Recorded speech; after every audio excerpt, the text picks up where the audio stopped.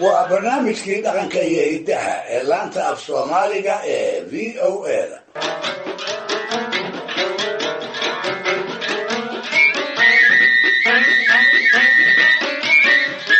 dhegeystayaal Soomaalida mahmahdeeda waxaa ka mid ah nin gardarani ma guulaysto ama sida reer Mudugu u yiraahdaan gardara ma guulaysto waxaa kale ku mahmaahdaa walaalka gardaro laguma garbayeelo labadaas mahmaahoodba waxay iftiiminayaan qayb ka mid ah arrimo Soomaalidii bixisay ay waayo-aragnimadeeda ku hubsatay rumbiya kama dhibcaana ay u qaadatay dabadeedna xusuus wadareedeeda iyo hidaheeda dadweyne ay ku diiwaanisay hidaha dadweyne ayay mahmaahdu ka mid tahay waxaana la too ah sheeka xariirada oo iyadana hal-abuuradii hore ee Soomaaliyeed ay culin jireen iyaga oo maaweene ka sokow uga dan lahaa in carruurta iyo dhallinyaradu ay ku bartaan waxyaabihii ay bulshadoodu rumaysnayd iyo guud ahaan dabeecadaha kuwii la wanaagsanaa iyo qaarkii la xumaa dabeecadahaas oo tiro badanaana uu aadanuhu ka siman yahay ayay gardarradu ka mid tahay sida ka muuqata labadii mahmaahood ee aan hormariyeyna waxaa ka dhaadhacsanayd aaya xumi inuu u dambeeyo qofka dadka ku gardarooda sidoo kalena waxay ka digi jireen kan dadku ugu xigaba allaha ka dhige inaan cidnaba gardarro loogu hilin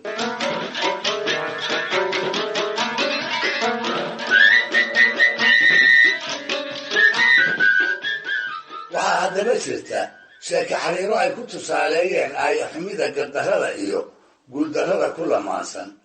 sheeka xariiro sida kuwa lamidka ah male awaala hase ahaatee wax ku qaadasho mudan waxaa la yidhi waabaa waxaa hal wada lahaa libaax jilbis dab biyo lilaahi iyo laqdabo lixdooda mid waliba waxbuu hasha ka celin jiray si fiicanna way u wada dhaqaalaysan jireen maxaa yeelay keligeed bay xoolo ka lahaayeen libaaxu wuxuu ku qaybsanaa in dugaagga uu ka ilaaliyo oo aanay soo agmarin jilbiskuna haraqa oo dhan inuu ka hor joogsado dabka waxay hawshiisu ahayd inaysan hashu doog iyo diraac toona dhaxamoon biyuhuna inay haraadka u diidaan oo marnaba aysan oon iska dareemin laqdabo waxay ku qaybsanayd wixii cod ah oo soo hungureeya inay ku tiraahdo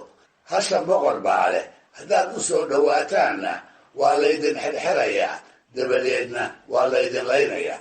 markaas baa laga wada leexan jiray lilaahi iyaduna caanaha intay ka listo ayay lixdooda u qaybin jirtay iyadoon u kala badin shilinta gafanaha iyo takartana way ka guri jirtay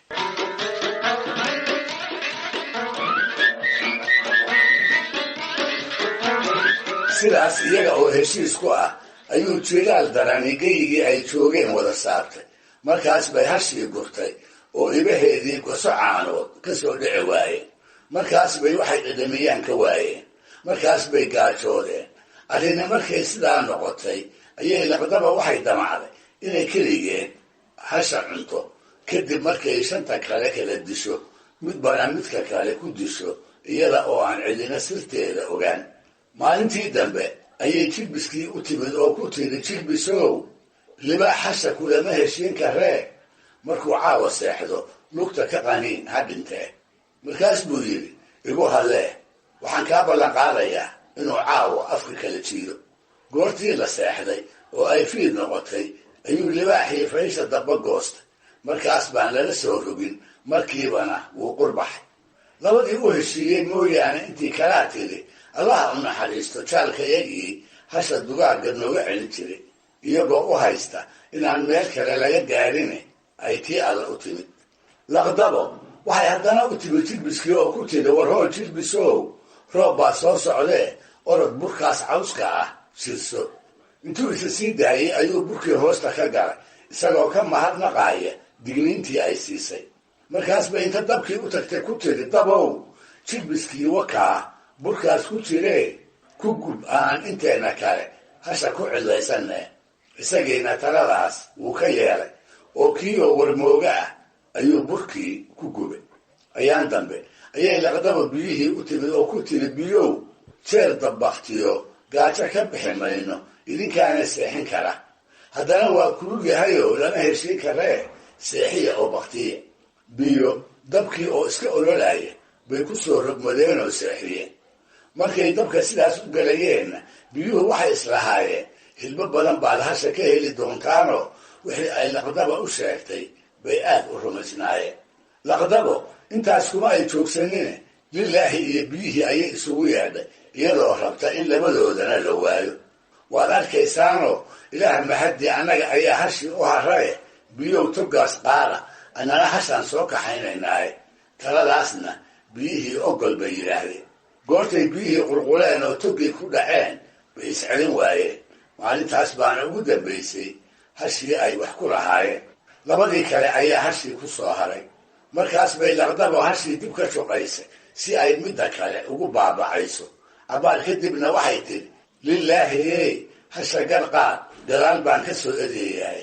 lilaahidiina markay hoggaankii miligta ku dhigtay bay hashii jeeyaha dhulkala dhacday markaas bay inta haraati isla kala jiiday laqdabo beelka goyse halkaas bay laqdaba ku ruux weyday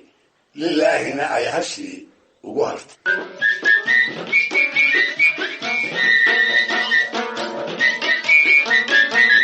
waxaa jira dabeecado kale oo aadanuhu leeyahay gardaradana sabab looga dhigo mar waxaa la yidhaahdaa waxaa isku mataansan gardarro iyo doqonnimo oo soomaalidii hore ruuxa gardarrada badani inuu caqligaab yahay ayay ku xanan jireen mar kalena gardarrada iyo kibirka ayay isu aanayn jireenoo siday la ahayd had iyo jeer kibirka ayaa qofka gardarrada u horseeda kaasoo isna marka dambe haadaan aanu ka soo bixi karin ku gararaatiya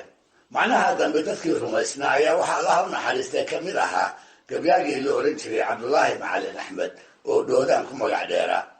gabay dheer oo 120 meelis ka kooban ayuu inta qofeeyey gardarrada oo keliya kula hadlay siday ruuxa u hodo iyo meesha daran ee waaga dambe ay ka tuurto ugu dambaysta wuxuu ku soo gabagabaynayaa kibir iyo garaadyari isbiirsaday inay yihiin gardarradu guriga ay ku hoyato ee waaberigiina ay ka soo ambabaxdo meelisada gabaygaas oo doodiisa uu ku soo koobay ayuu dhoodaan ku yidhi gardarooy waxbaad geysataa goor iyo ayaane gefkii aad samaysaa batiyo godobahaagii gashi aan yarayn baad qabtaa jeer lagaa gudo oe waxaad goysa mooye ma jiro nimaad gargaartaay gurigii barwaaqaysan baad gubi taqaanaay oo ruuxaad garqaadaa walee guul ma xoogsadoe adiga iyo geeridu dadkii waad gablamiseene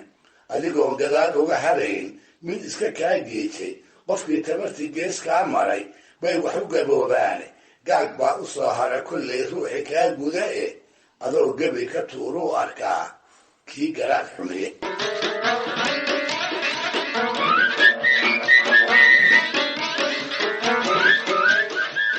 cismaan aadan oo allah u naxariistay cismaan askari loo yaqiini waa kii isaguna heestiisii geeshka iyagoo guulaysta ku daray meelis uu ku soo qaaday gardarrada iyo guuldarrada ku laran waa kii odhan jiray ninkii gardaraada ilaahma gargaaree inay la go'ayso waan garanay gashaankeenay libtu raacdee geeshka iyagoo guulaysta dhegaystayaal barnaamijkii dhaqanka iyo hidduu maanta halkaa inoo jooga waa in toddobaadka soo aadan ee ku kale hadduu eebba idmo